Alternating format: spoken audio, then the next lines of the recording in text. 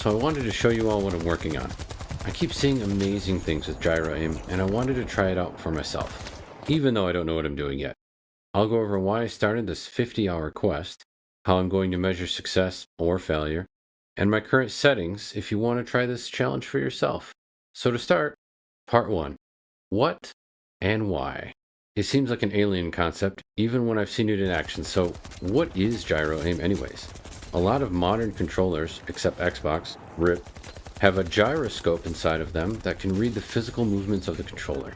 This is great for racing games, mini games, and my focus for this 50-hour experiment, shooters, which is why we're here in the finals practice arena. We'll do some demos with Gyro Aim here in a bit, but first, I decided to begin learning Gyro Aim for 3 reasons. It looks absolutely dope. Watching these guys making shots with a controller that only a practiced keyboard and mouse player could even dream of is so cool. It's this kind of gameplay that inspired me to try learning this again. Also, my hands hurt on keyboard and mouse after work. While after work I can do Blender and some typing games, a couple hours or more of shooters would hurt my hands too much. And lastly, I love improving controller support and making custom controller layouts. I really believe that we can do so much more with controllers than what we're seeing so far, and it doesn't have to be a crazy change. Just putting some added functionality can usually be enough for most people. For example, I added hot swap to this Doom Eternal controller layout, but you aim and move around the same as you normally would.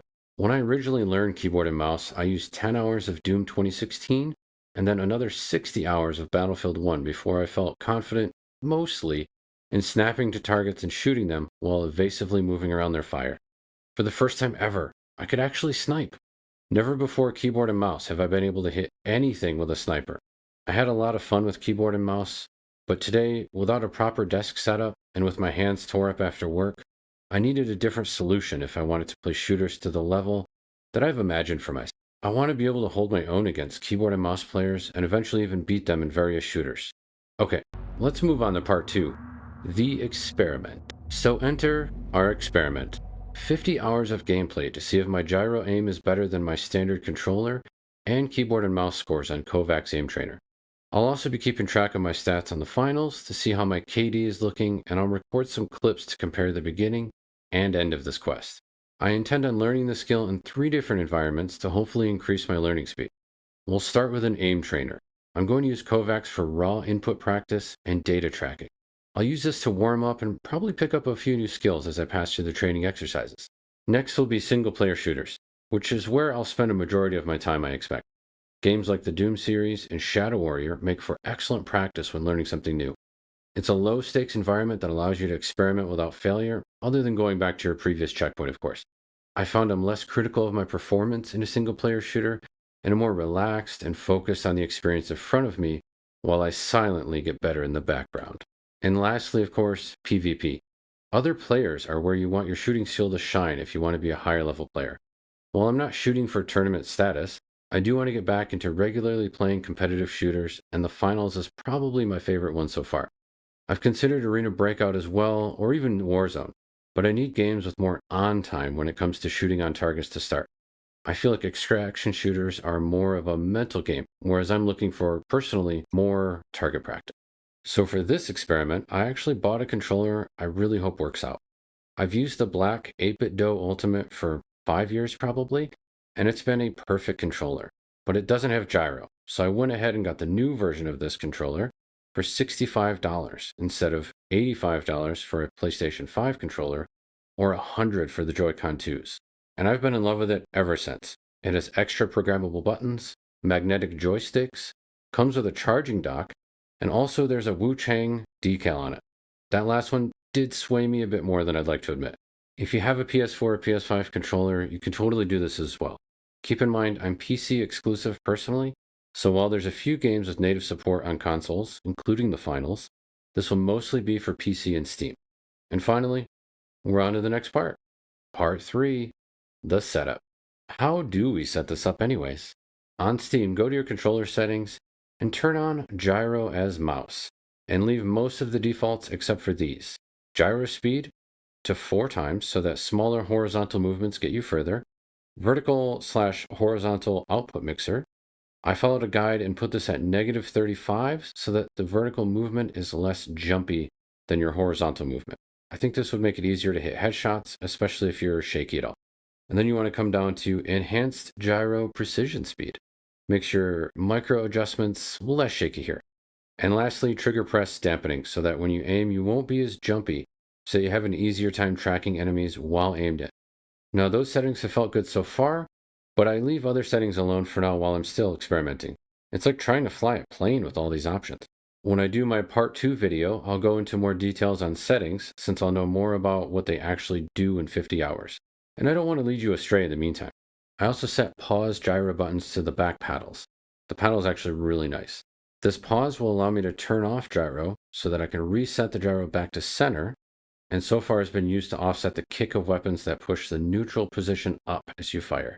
I'll hit the pause gyro and move my controller even higher up, then unpause and move it down to my comfortable neutral position. That usually does the trick. This is similar to keyboard and mouse, where you have to reset your mouse's position to the center of your mouse pad sometimes by picking the mouse up and repositioning it. You kind of turn off the mouse when you pick it up. I found this is true with gyro as well. It has the same precision of a mouse and the same caveats. So with gyro set up, I'm now ready to blow everyone up in the finals, right? Right?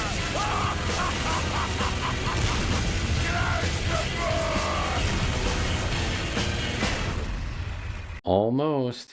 Gyro is the first part of this equation. So let me introduce part 4, the flick stick. This is where my brain started breaking the first time I tried to do this last year. While you can start getting used to gyro by having it only turn on while you're aiming, I'm going all in on this thing. The flick stick allows you to look in any direction when you tap the right stick in that direction. Left, right, 180 spins behind, instantly. Flick stick is the secret sauce to make gyro aim devastating. But let me go over why it catches my brain on fire and why I think I've struggled here before. With a normal controller, you aim your whole screen at your target and use strafing to make up for any difficulties you have tracking your target with the right stick by itself. With keyboard and mouse, you have your whole arm to track targets with, and your right hand is doing all of the aiming, while your left does all the movement, gadgets, and powers you might have.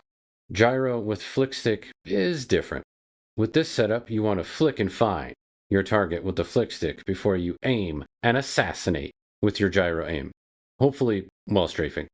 This allows you to be a roaming turret and respond to threats faster than a controller or keyboard and mouse, since you can just snap to the direction you're getting shot from instantly instead of having to drag your aim even quickly in that direction. So to me, it feels like controller has one focus, keyboard and mouse has two, and gyro has a whopping 3 different things to focus on while you're in the middle of a firefight. I have to flick the stick to play the aim game with gyro while I'm strafing with the left stick. Oh, I have 3 hours so far of practice, and it's already been super tough, but it's been getting better. I have seen that my score on Kovacs is going up, and the few matches I've played on the finals so far have slowly gotten better.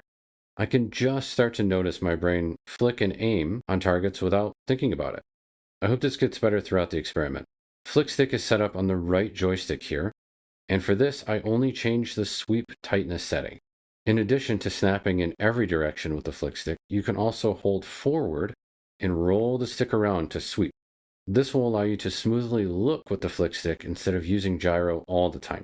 Sweep tightness is the only setting I changed so far, and makes this particular setting smoother so that you don't have to snap in any direction when you're looking at it if you want a smoother experience. Images for this are on my Ko-Fi for free as well. I'll highlight anything that isn't just the default setting for you. With this setup, I feel like I'm finally ready to learn this new skill. With gyro, I won't be fighting too fast or too slow controller sensitivities, and won't be hurting my hands after work. It took me around an hour to experiment and set this all up, so if you follow my image guides on Ko-Fi, it should take you around 5 minutes. Well, there we are. Wish me luck, and I'll keep working on this and my demo videos for smaller developers. If you want to watch me struggle, I also occasionally stream on Twitch. Link below, of course. I'm hoping I can become an aim god with gyro, but I would also be happy to play shooters without fighting with my instrument I use, the controller. If you're excited to see where this goes, be sure to subscribe and let me know what you think in the comments, and I'll see you soon. Oh my God, who touched Sasha?